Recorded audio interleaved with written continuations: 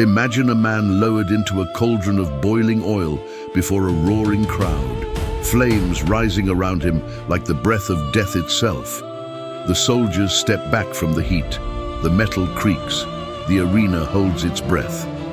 And yet, he does not scream, he does not burn, he does not die. What kind of life stands untouched where every other life ends? What kind of purpose preserves a man when the world decides he should fall? To understand this moment, we must return to where his story first began. John was young when Christ found him along the waters of Galilee. The son of a seasoned fisherman, raised in a family with structure and labor, he carried the kind of intensity that reshapes a man before anyone teaches him how to speak. Mark chapter 3 says Jesus called him a son of thunder, not as poetry, but as truth. John reacted quickly, burned deeply, and loved fiercely. In Luke chapter 9, he once asked if fire should fall from heaven because someone rejected the Lord. His passion was real, but not yet refined. This fire in him would be transformed, not extinguished. For John sought truth even before he followed Jesus. John chapter 1 tells us he walked with John the Baptist, searching for a voice that spoke beyond the ordinary. When Christ called him, that search ended, and the world began. From that moment on, John walked where only a handful ever walked. He saw the daughter of Jairus rise at the touch of Jesus' hand in Mark chapter 5. He climbed the mountain where Christ was transfigured in Matthew chapter 17. He stood in the Garden of Gethsemane, close enough to hear the trembling breath of the one who carried the weight of the world. In the quiet moments, he leaned against the chest of the Savior at the Last Supper, as recorded in John chapter 13, asking who would betray him. That gesture was more than closeness. It was identity. John lived in the rhythm of Christ's presence. Every miracle, every word, every step shaped him into more than a follower. He became a witness, a friend, a man whose life would one day stand between the power of Rome and the purpose of God. And the path to that confrontation was already beginning to unfold. If this message has spoken to you, subscribe to our channel and help this story reach more hearts. And declare in the comments, steadfast faith. John's life changed forever on the day the cross rose against the sky. While others fled in fear, he remained at the foot of the crucified Savior, standing close enough to hear the breaking breaths of the one he loved above all things. The soldiers shouted, the crowd mocked, and the world seemed to collapse beneath storm-darkened clouds, yet the young disciple stayed. In that moment, Christ looked down and entrusted his mother to John, as recorded in John chapter 19. It was not a small gesture. It was a declaration of trust, honor, and spiritual responsibility that no other disciple received. From that day forward, John carried not only memories of the Messiah, but the weight of caring for the woman who had carried Jesus himself. That responsibility shaped him, carved depth into his soul, and marked him as someone whose fidelity did not waver when everything around him fell apart. After the resurrection and ascension, John emerged as one of the pillars of the early church. He was not a leader because he sought position, but because his testimony demanded attention. The one who had reclined on the chest of Jesus now stood in the center of a growing movement that faced both hope and danger. Acts chapter 3 shows John walking to the temple with Peter when the lame man was healed. Acts chapter 4 describes the authorities astonished at their courage. Everywhere John went, spiritual authority followed. He preached, taught, strengthened believers, confronted false teachings, and guided communities through the uncertainties of a world that did not understand the message of Christ. He saw thousands coming to faith, as Acts chapter 2 describes, and he watched the gospel spread into places he had never imagined during his early days on the shores of Galilee. But the same flame that ignited hope among Christians ignited fear among the powerful. Rome could not tolerate the rise of a faith that refused to bow to emperors, nor could it silence a man who had seen the risen Christ with his own eyes. John was not simply another preacher.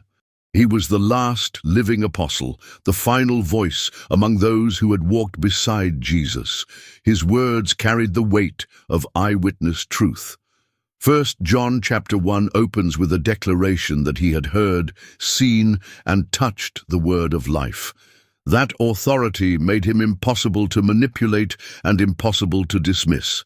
When he spoke, churches grew stronger. When he visited a region, believers found renewed courage. His presence alone unsettled the enemies of the gospel, for they knew that as long as John lived, Rome could not rewrite the story of Christ. As the years passed, John saw things that would have broken most men. He witnessed persecution sweep through Jerusalem after the martyrdom of Stephen, recorded in Acts chapter 8.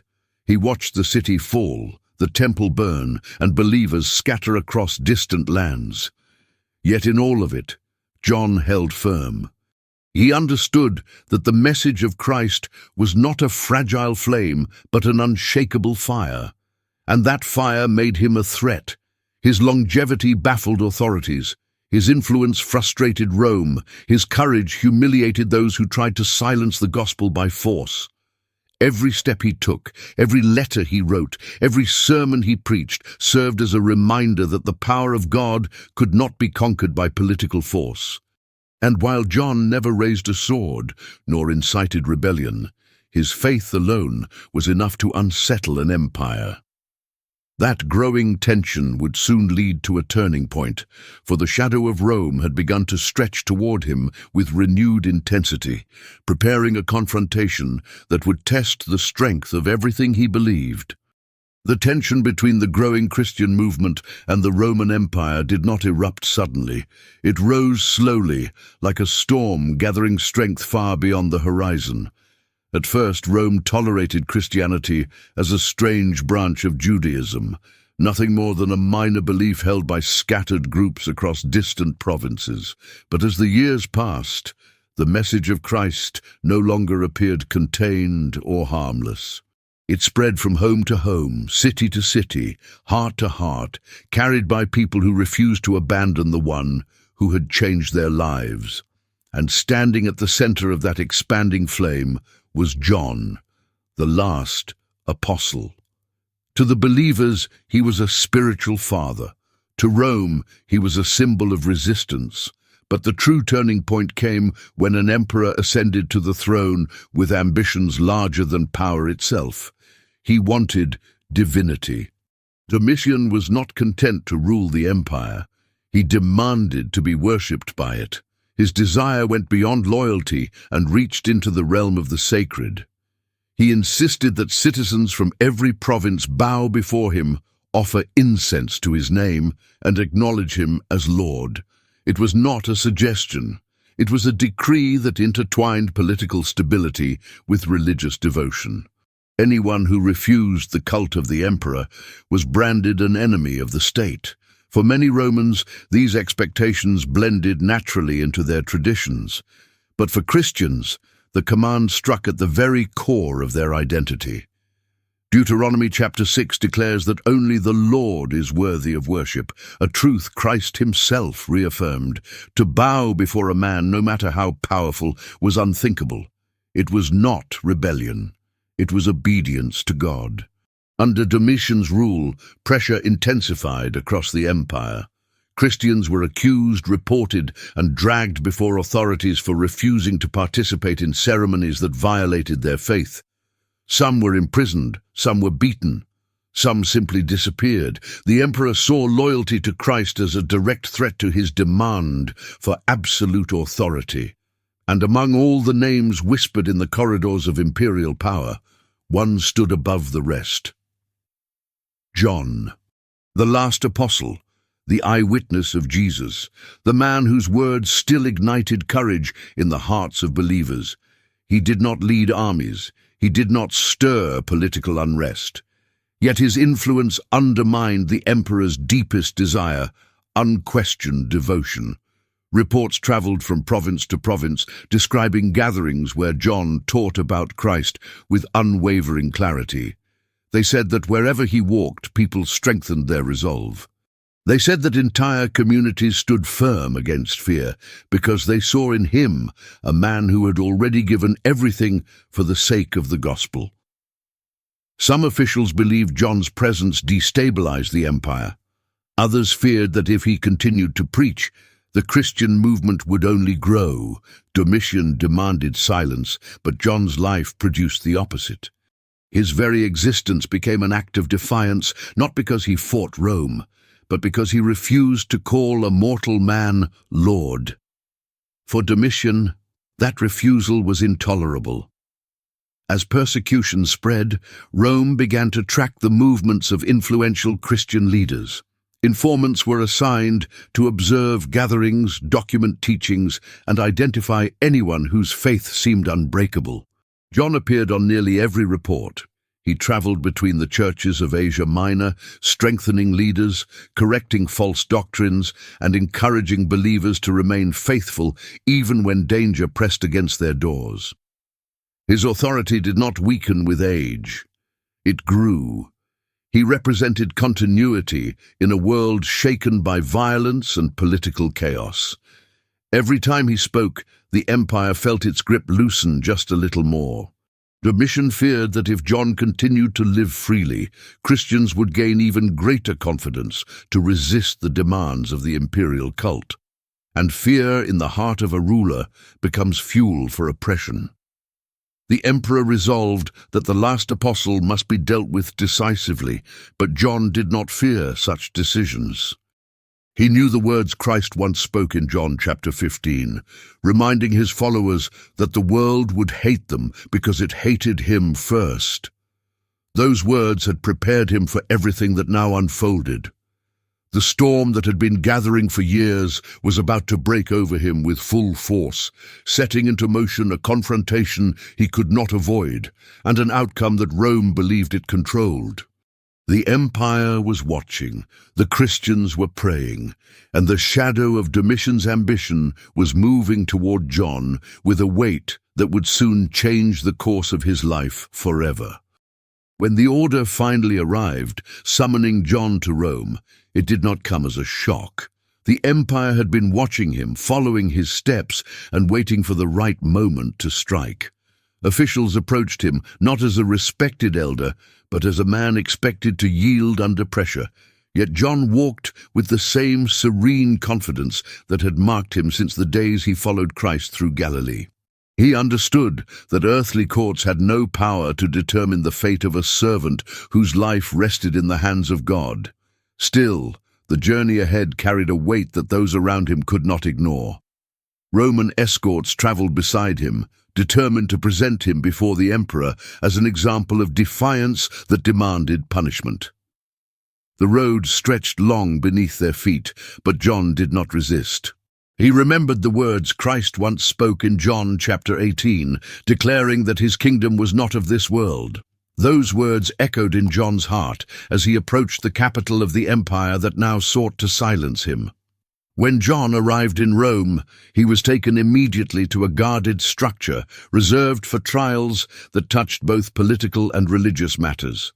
It was not a court designed for inquiry, but for confirmation. Witnesses had been prepared in advance, each instructed to repeat accusations crafted to portray the apostle as a danger to public order.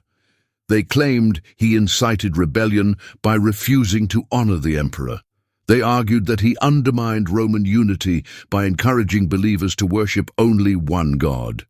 They even attempted to link his teachings to disturbances among the lower classes, painting him as a voice capable of destabilizing the empire. It was the same strategy used against Stephen in Acts chapter 6, when false witnesses stirred hostility with carefully shaped lies. John recognized the pattern. He had seen it before, and he knew these accusations had nothing to do with crime, but with obedience to Christ. Inside the courtroom, the atmosphere tightened as John stood before the officials, assigned to deliver a sentence they had already accepted in their hearts. They questioned him with provocations designed to force a confession or spark anger. They demanded that he acknowledge the emperor as divine. They insisted he renounce the message he preached among the churches.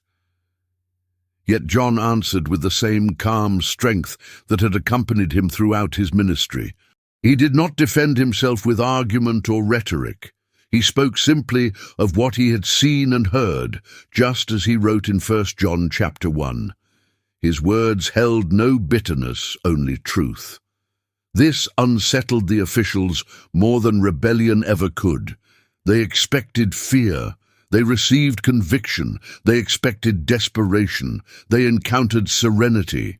And the more John's steadiness confronted their authority, the more the courtroom felt unnerved by the presence of an elderly man who refused to bend before the threat of death. As the proceedings continued, it became clear to every spectator that the judgment was not a search for truth, but a ritual meant to justify punishment. The officials ignored contradictions in testimonies, brushed aside inconsistencies, and treated each accusation as if it carried unquestionable weight. John listened in silence, knowing his life was not measured by human verdicts. But the tension intensified when the lead official rose and pronounced the decision that the empire had long prepared. John was declared guilty of rejecting the imperial cult and spreading a faith that, in their eyes, weakened loyalty to Rome. The murmurs among those present rippled like distant thunder. The sentence was death, executed publicly in a manner designed to frighten Christians throughout the provinces. It was the outcome Domitian desired. It was the moment Rome believed would finally extinguish the last living apostle. Yet as John was escorted out, surrounded by armored soldiers, and the cold certainty of what awaited him, a quiet assurance settled in his heart. For while the empire believed it had secured the final word, the true outcome of this sentence would unfold in a way no ruler could anticipate, shaping the next chapter of his life with a force no earthly power could restrain. The sentence had been spoken, and Rome prepared itself for a spectacle. John, the last apostle, the final living witness of Christ, was escorted through the streets toward the Colosseum as if he were a criminal whose fate would reaffirm the absolute power of the empire. Word spread quickly. Crowds poured into the arena, eager for the display of imperial justice. The amphitheater, built to glorify Rome's strength, filled with a restless energy that pulsed through its stone corridors. Soldiers tightened security, preparing for a public death meant to silence a movement that refused to die. Yet John walked with quiet resolve, his steps steady beneath the weight of chains that could bind his body but not the truth he carried. He remembered the words of Psalm 31, declaring that the times of a servant rest in the hands of the Lord. And so he moved forward, not with fear, but with the calm endurance of someone who knew his life was upheld by a power far greater than the emperor who sought to destroy him. At the center of the arena stood a massive cauldron of metal, mounted above flames that roared with merciless intensity. The heat radiated outward in waves strong enough to force even soldiers to step back. Thick smoke coiled upward, carrying the scent of burning oil and iron. This was the chosen method of execution, designed not only to kill, but to terrify. The officials wanted the people to see the consequences of denying the emperor's divinity. They wanted the Christians scattered throughout the empire to tremble. As John was brought into the arena, the crowd erupted, some jeering, others silent with a kind of uneasy fascination. A few recognized him and whispered that this grey-haired man had once walked beside Jesus of Nazareth. Yet none could have imagined that the moment ahead would carve itself into history in a way no blade or flame ever could. The officials announced the charges once more, repeating the claim that John had rejected the emperor's divinity and encouraged others to do the same. They declared that loyalty to Rome demanded worship of its ruler, and any refusal threatened the stability of the empire. But John did not attempt to argue. He stood still, hands bound, eyes fixed not on the cauldron, but on the one he had followed since Galilee. When soldiers stepped forward, seizing his arms, the crowd leaned in, waiting for the familiar cries of agony that always accompanied executions of this kind. The flames roared louder, as if eager to receive their victim. John was lifted, positioned above the churning surface of the oil, and with one final command from the official overseeing the execution, he was lowered into the cauldron. But the screams never came. The oil, boiling and violent, rose around him, yet it did not consume him. The heat did not scorch his skin. His expression did not twist in pain. He remained there, immersed in what should have been instant death, standing as calmly as if he were untouched by the fire that had claimed countless others. Silence fell over the arena like a sudden wind extinguishing sound itself.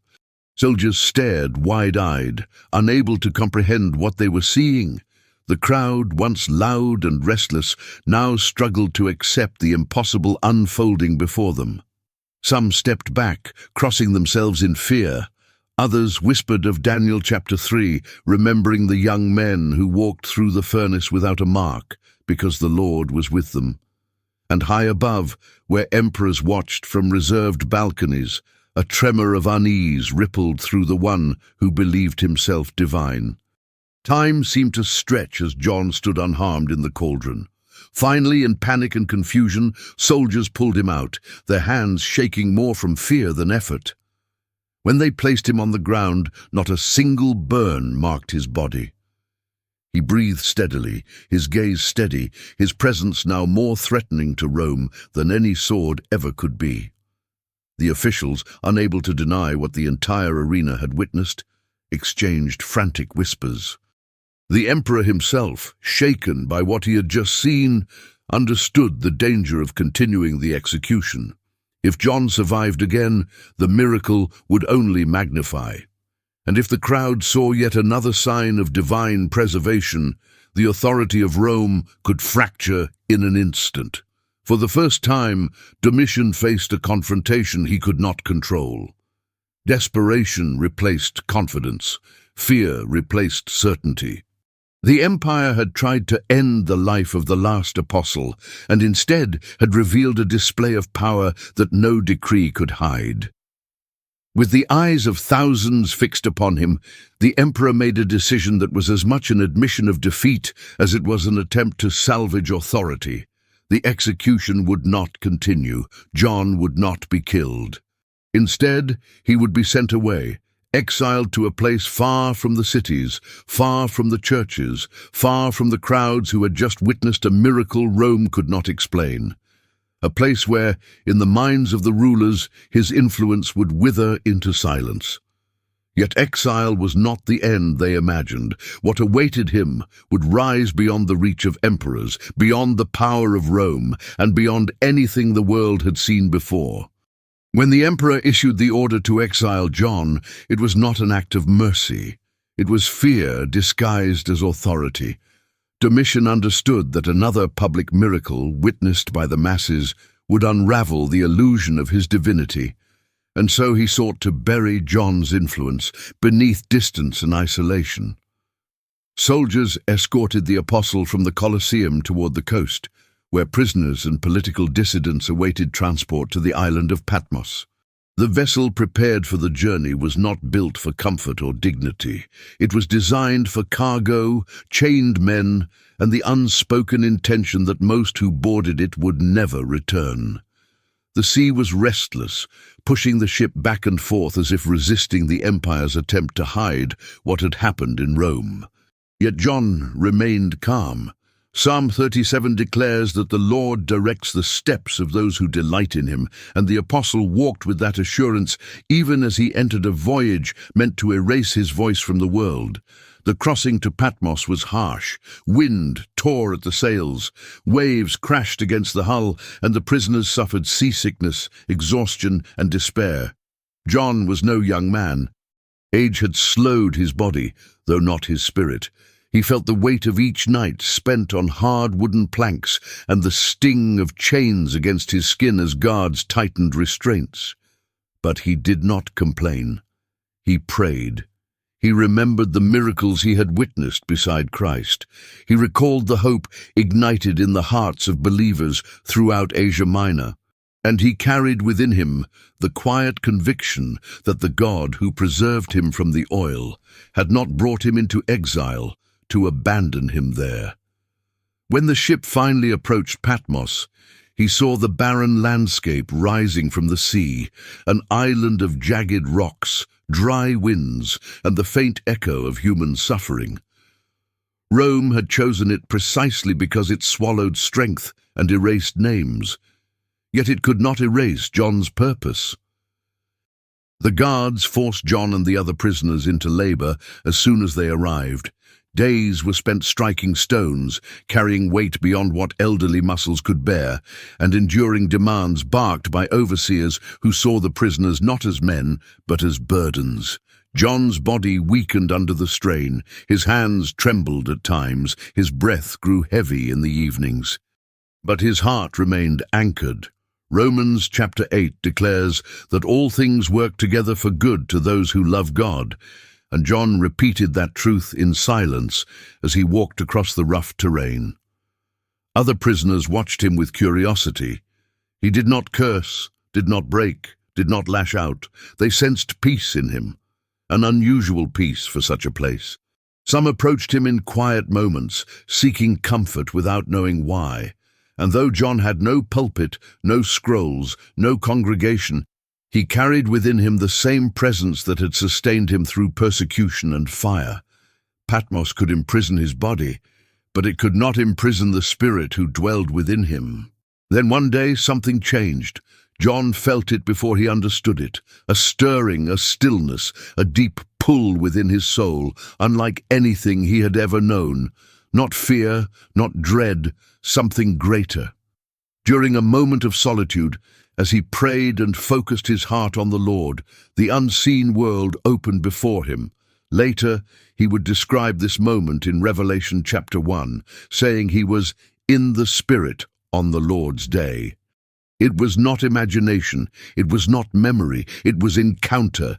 A voice sounded behind him, loud, clear, overwhelming, so powerful it turned his entire being toward it. And as he lifted his eyes, the veil between earth and heaven dissolved. What he saw would redefine everything. What he heard would shake the foundations of the world. And what unfolded in that barren prison would ignite the greatest revelation ever recorded, marking the moment when exile transformed into the doorway of eternity. When John turned toward the voice that called him on the Lord's day, Patmos faded from his awareness. The rocky ground beneath his feet, the harsh winds, the weight of exile, all of it dissolved as the realm of heaven opened before him. He saw one, standing among 7 golden lampstands, described in imagery that surpassed the language of earth. His eyes were like flames, his face shone like the sun in its strength, and his voice sounded like many waters. John recognized him instantly. This was not the familiar sight of the teacher who once walked the dusty roads of Galilee. This was the risen Christ in unveiled majesty, the same one he had seen glorified on the mountain in Matthew chapter 17, yet now infinitely more radiant. John fell as though dead, overwhelmed by the presence that filled every part of his being. But Christ laid his right hand upon him and said, "Do not be afraid." Those words, spoken in power and tenderness, lifted the apostle from trembling into awe. Christ commanded John to write what he saw and send it to the 7 churches of Asia: Ephesus, Smyrna, Pergamum, Thyatira, Sardis, Philadelphia, and Laodicea. Each message carried precision, correction, and encouragement, shaped by divine awareness of every struggle within those communities. John wrote as instructed, understanding that these letters were not simply counsel, but revelation. He saw Christ walking among the lampstands, emphasizing that the Lord remained present in his churches even amid persecution and confusion. Some churches were commended for endurance, others were warned for compromise, all were called to faithfulness. These letters, recorded in Revelation chapters 2 and 3, reflected Christ's intimate knowledge of his people and his expectation that they hold fast even when the world pressed against them. John felt the weight of these messages, knowing they carried life, direction, and urgency for believers living under the shadow of Rome. Then John was taken into a vision that lifted him beyond the constraints of earth. A door stood open in heaven, and a voice said, "Come up here." In an instant he found himself before a throne set in the heavens, described in Revelation chapter 4. The one seated upon it radiated beauty like jasper and carnelian, and around the throne shone a rainbow like an emerald. Lightning flashed, thunder roared, voices resounded. 24 elders encircled the throne, clothed in white, casting their crowns before the one who sits forever as sovereign over all creation. 4 living creatures declared without ceasing, "Holy, holy, holy." John realized that earthly power, empires, armies, kings, and rulers, was nothing beside the authority of the one who commands eternity. The throne was not a symbol. It was the center of all existence, the source of all order, and the assurance that God's purpose would stand unshaken no matter what storms arose on earth. From this throne, John saw a scroll sealed with 7 seals, held in the right hand of the one seated upon it. No one in heaven or on earth could open it, and John wept, understanding the scroll represented the unfolding of God's plan for history. But an elder told him not to weep, for the Lion of the tribe of Judah had prevailed. Then John saw the Lamb standing as though slain, described in Revelation chapter 5, Christ, crucified and risen, worthy to open the scroll and bring God's purposes to completion. When the Lamb took the scroll, all heaven exploded in worship. Myriads of angels, voices beyond number, declared that he alone was worthy to receive power and honor and glory. And as the seals opened, John witnessed images and events that stretched far beyond human language. Judgments, struggles, victories, and the unshakable triumph of the Lamb over all evil. The visions thundered with divine authority, revealing not only what would come upon the world, but also the certainty that Christ would reign until every foe was cast down. John understood that these revelations were not given for fear, but for hope, reminding believers that even when the world appears darkest, God's hand remains sovereign. Yet, as he gazed upon the unfolding scenes of heaven, a new shift in the vision began to stir before him, leading him toward something even deeper and more overwhelming than all he had seen until that moment.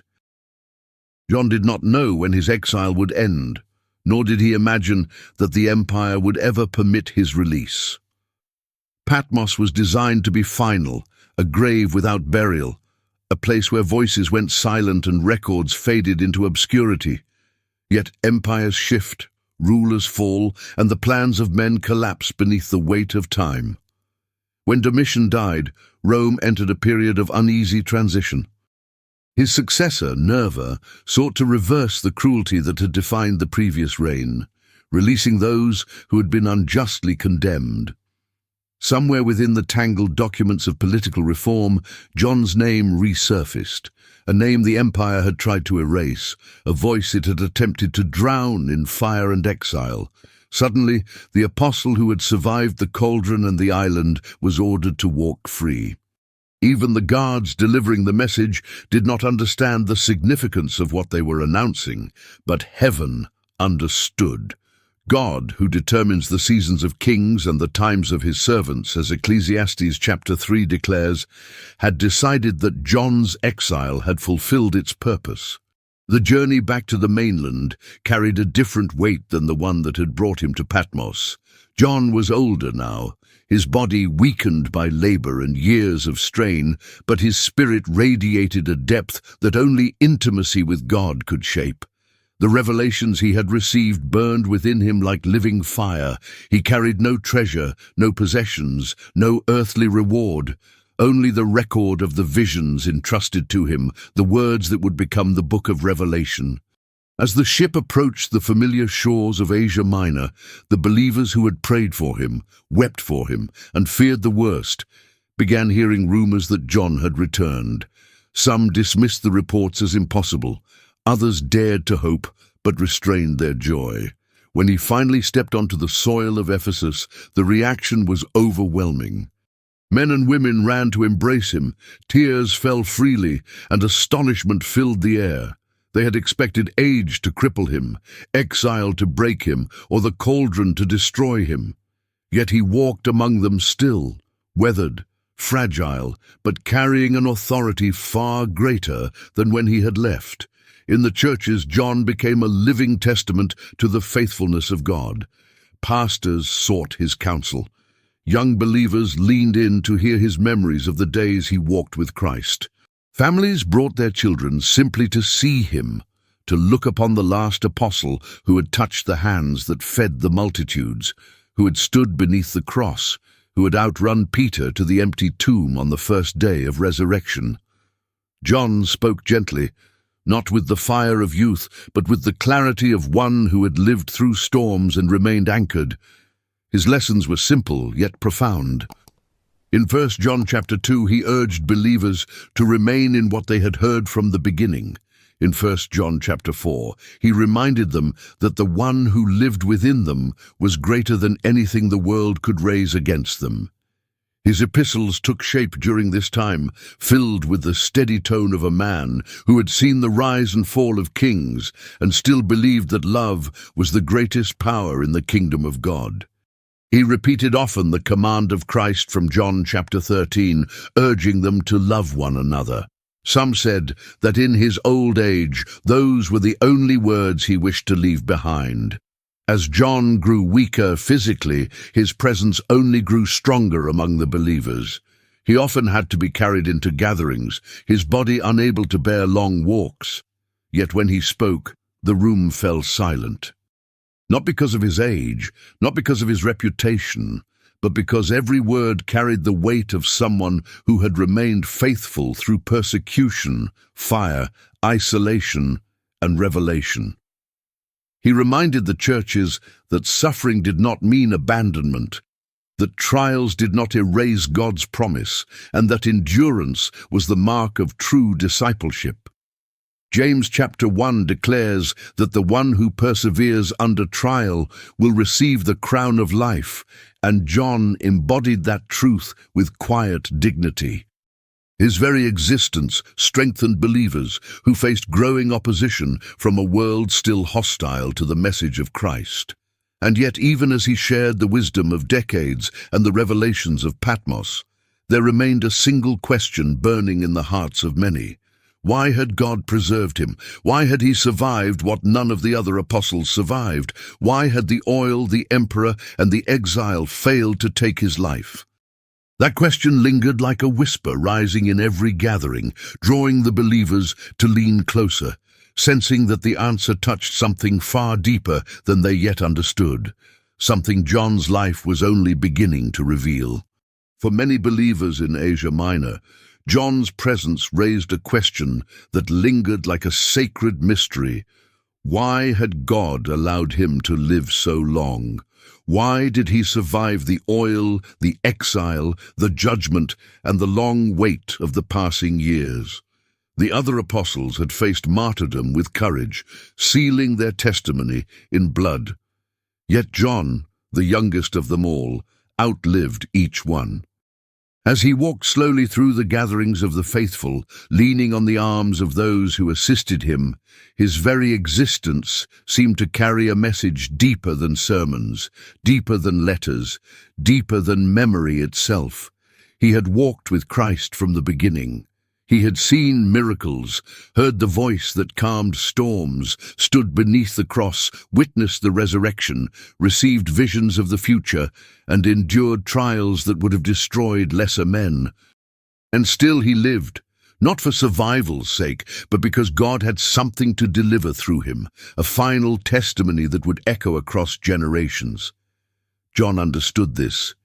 He knew preservation was never the reward, but the assignment.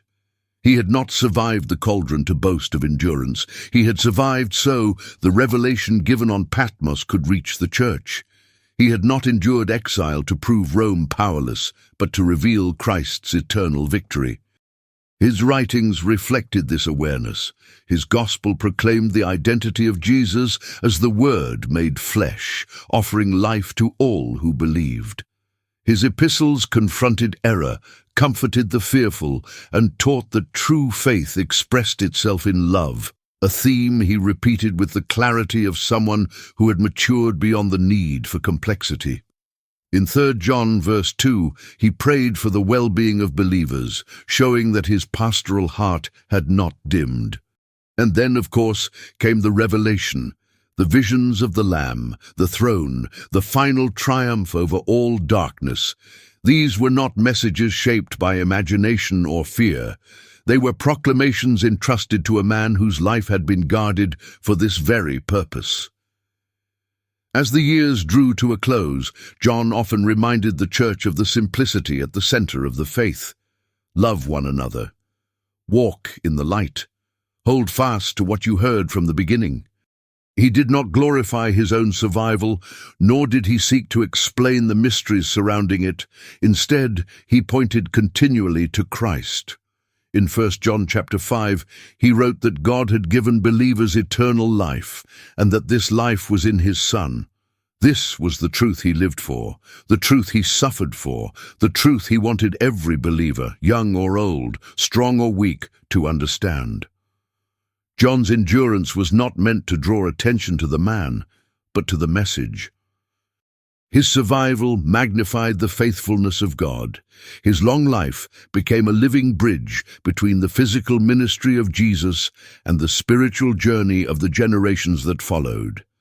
Every step he took reminded the early church, and reminds us still, that Christ does not abandon his servants even when the world tries to silence them. Near the end of his life, John could feel the final season approaching. His voice grew softer, his movements slower, yet the flame within him never dimmed. He had completed the work entrusted to him. He had shepherded churches through storms. He had passed on the testimony of Christ with precision. He had written the visions that would shape Christian understanding until the end of the age. And though many wondered why he lived so long, the answer lay in the unfolding purpose of God. John's preservation was not about escape, it was about assignment. It was not about avoiding death, it was about delivering truth. It was not about prolonging his years, it was about extending the reach of the gospel. When he finally rested in the Lord, the church understood what his life had truly meant. He was the last link to the earthly ministry of Jesus, the final apostolic witness, the disciple whom fire could not claim, whom exile could not silence, and whom time itself could not erase. And through his testimony, God ensured that generations yet unborn would know that his purpose cannot be interrupted, his plans cannot be overturned, and his word cannot be bound. John's life ended, but his witness endures, an eternal reminder that the God who preserved him still preserves all who belong to him.